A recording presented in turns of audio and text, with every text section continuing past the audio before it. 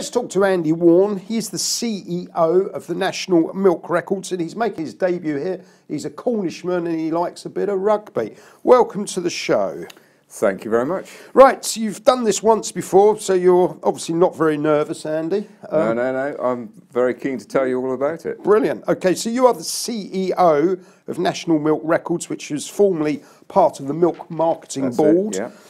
You are listed on NEX. The symbol, anyone looking up, is NMRP. Market cap of about £20 million. You recently had the interims on the 13th of February, turnover in the order of about £10.5 million, with a profit of £1 million. And this is all to do with cows. That's it, yeah. So what do you do for a living? So, well, if I tell you what NMR does, so NMR, National Milk Records, the clue's in the name, milk. We work in the dairy industry. We're a service provider. And we originally came into being after the Second World War, when basically people didn't have enough to eat. Government got involved in food production and was trying to drive efficiency of agriculture.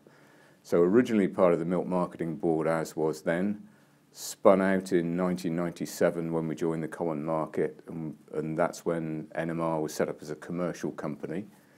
And effectively what we do is we help the farmer improve the efficiency of his herd. So we put a milk recorder on the farm once a month. We take a yield from every individual cow at that milking and take a sample of milk at the same time. And then we combine those two numbers, so the percentage fat and the percentage protein and the yield. And in very simple terms, we tell the farmer which are the good cows and which are the bad cows. And that allows him to breed the replacement animals from the better cows in the herd. And that improves the overall genetic performance of the herd. So in time, the production and the efficiency of the farm will improve, and that's been going on since 1942. So I've read that you've got basically 50% of the 2 million cows in the UK are tested by you, and you've got these group of self-employed milk recorders. Yeah. Who's more difficult to deal with, the self-employed people or the 2 million cows?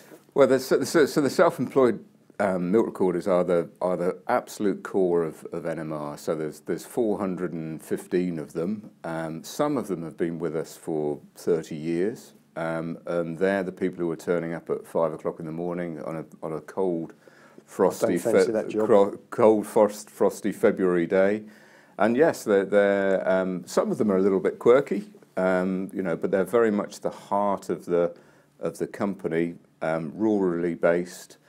And yes, we require a field force of 70 employed people who organise the milk recorders to provide the service. So we're driving something like 7 million miles a year in terms of putting milk recorders on the farm and the vans to go and collect the samples. And we're testing something like 30,000 samples of milk a day. Wow. So we will endeavour to get the farmer's reports back to him, the results of the milk recording, within 24 hours of the samples arriving within the laboratory. Right. Well, the farmers have had a bloody tough time, haven't they, in terms of mad cow disease. I noticed in my notes, okay, that there's something called a John's disease, or you've called it Johne's disease off there. How serious is that? So the dairy farm. Well, have you ever met a happy farmer in anything? Won't comment on that. So there'll always be something wrong. But in fact, the dairy industry is in a good place at the moment. It's coming off the back of a very low milk price. The EU about 2.5 years ago stopped quotas. Therefore, production spiked within Europe, and when production spikes, the price comes down. So the problem for dairy farmers in the last 3 years has been the very low price of milk.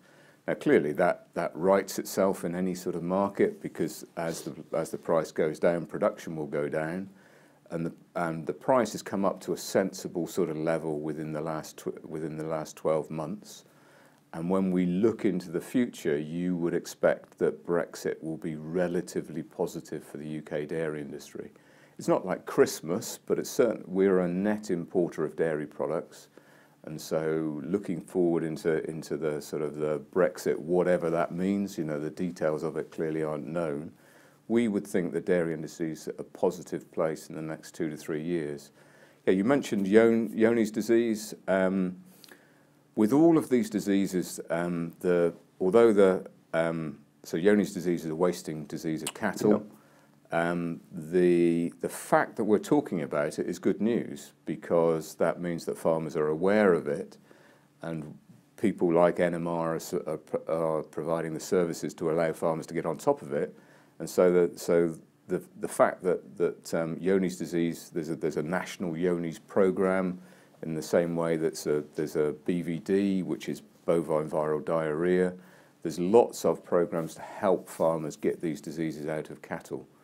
So if you take something like mastitis, which dairy cattle will get, there's been an initiative in the last 10 years to try and reduce the amount of mastitis, and we're getting on top of that. So the quantity of somatic cell counts, which is an indicator of mastitis, in the national profile is reducing. So the fact that companies like ourselves are getting involved in helping farmers drive disease control is actually improving the situation and improving the quality of milk. Right. So how often would a cow be tested in a year? It depends what the disease is. So, but let's just say this is a normal, regular test. Of these 2 million cows, are they all tested once a year? The ones that you... Yes. So if you take mastitis as an example, so part of the milk recording service would be to test for somatic cell counts. So effectively, that's once a month. Right. But with the other part of our business, which is National Milk Laboratories, we test the bulk milk. So every time a tanker visits a farm, they obviously take away, let's just say, 10,000 litres of milk. They'll also take a sample of milk. So a sample of milk is taken from every dairy farm every day, and we would collect all of those samples. So we visit every dairy every day, and we collect a bulk milk sample from every dairy farm every day, and we would test that for somatic cell count as well. So the farmer will get an indication of the amount of mastitis in the herd, right, potentially every day. Right. Wow. Okay. So finally, to wrap up, I'm a shareholder. Yeah. Why should I consider having your shares in my portfolio? Give me a couple of reasons. Key thing is these 6 months results, our turnover is going up, our profitability is going up, but this is the first time you as a shareholder have been able to look at our results, look at our EBITDA, multiply it by 2 and say that's what I would expect the company to earn in a year, because this is the first published results when we've been outside of the milk pension fund. So 6 months ago we did a very big corporate transaction. We raised over £7.3 million from investors, borrowed £4.5 million from the bank, and we exited the old milk pension fund, which is the final salary scheme of the old milk marketing board. So we've now got a clean business which is outside of the burden of that final salary scheme. And this is the first time that investors can look at the business without the noise going on in the balance sheet. And so let's just look at our EBITDA, multiply it by 2, and you would look at a business where the investors are putting a multiple of 7 to 8 times its EBITDA. Well, this business is worth more than that. So if you're an investor or somebody's looking at this business, I would say the shares are now cheap. And finally, the outlook for 2018? Looks good. We've got lots of growth projects. Johne's disease is a big growth area for us. We're just getting into genomics, which will be another interview. Right. But it's we're looking at the genetics of individual animals and being able to predict the performance of an animal from say day 6 of its life.